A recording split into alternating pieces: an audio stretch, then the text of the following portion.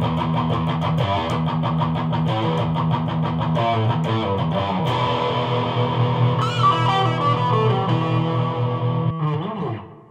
what's going on, everybody? Welcome to How the West Was Lost, the history of the Western.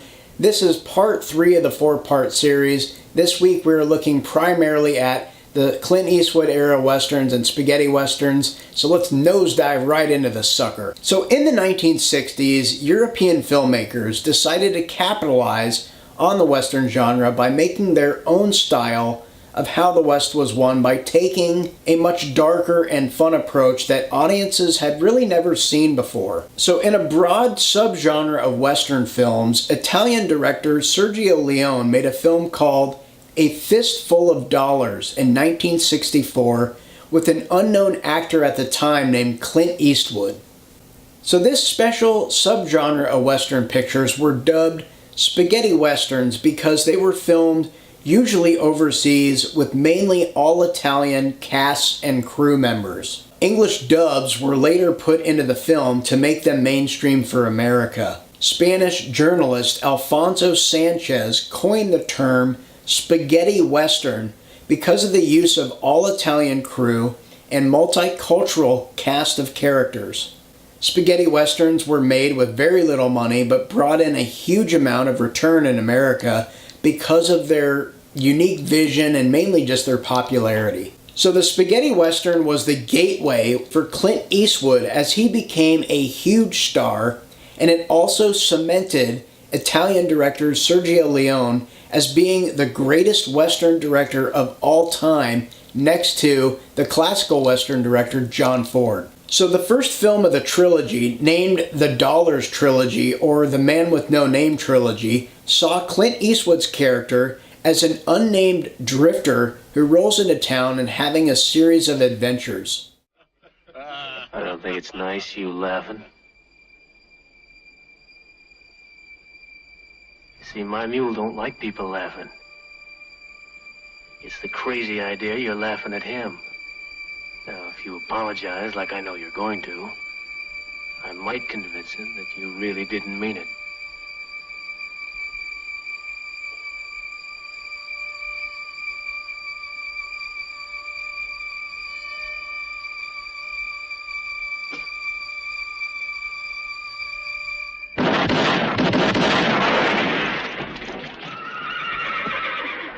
A Fistful of Dollars and A Few Dollars More were fun, exciting, and refreshing as the Western genre moved away from the campiness of John Wayne's movies. Clint Eastwood was more of a serious, gruff guy while also being sort of an anti-hero who wasn't all good or bad. He embodied kind of a bit of both. But the final film of the Dollars trilogy changed the Western genre but also impacted pop culture for many, many decades to come. In 1966, Sergio Leone directed The Good, the Bad, and the Ugly, which is the epic conclusion of the Man with No Name trilogy.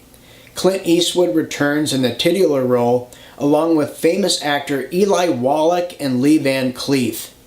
The film tells the story of three men, basically the good, the bad, and the ugly, as they search for a legendary cash box out in the desert left by a dead soldier named Bill Carson. All three men want the treasure for themselves, all the while being caught up in an epic battle taking place during the Civil War.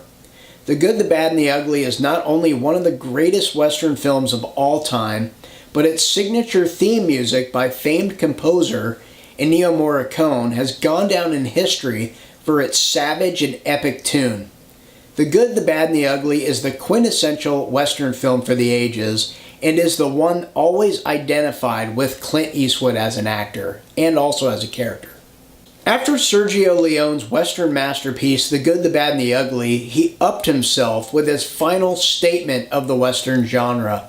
His last great Italian-American epic, Once Upon a Time in the West, showcased why Sergio Leone was the best when it came to directing Western films. For some reason, he just understood the genre more than anyone, and he understood the stakes involved when crafting an epic Western film. Once Upon a Time in the West starred Henry Fonda as the main villain, while Charles Bronson played Harmonica, an outlaw seeking revenge for the murder of his family. Once Upon a Time in the West has arguably the greatest movie opening ever, showing a group of bandits as they wait for the local train to rob. And when the train finally comes, Harmonica is waiting to take out the trash. The opening sequence is a 10-minute opening with no dialogue that builds a tremendous amount of suspense while also developing the characters for the story.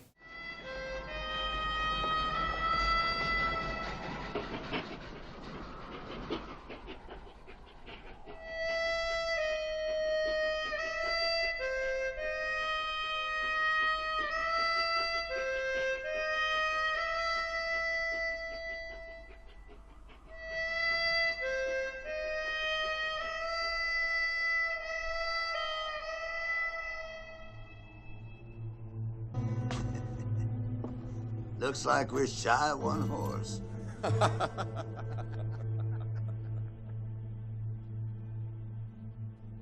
You brought two too many.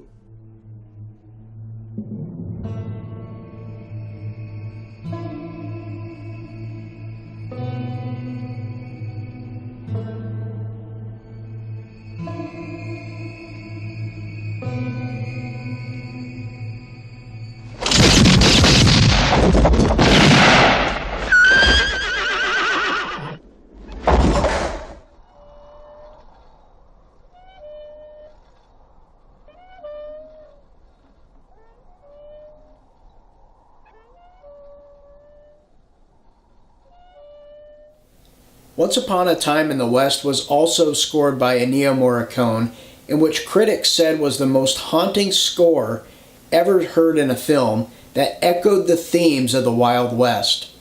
Once Upon a Time in the West is considered to be one of the greatest films ever made, and was also selected for preservation by the National Film Registry for being culturally, historically, and aesthetically significant. Spaghetti westerns completely changed the western genre.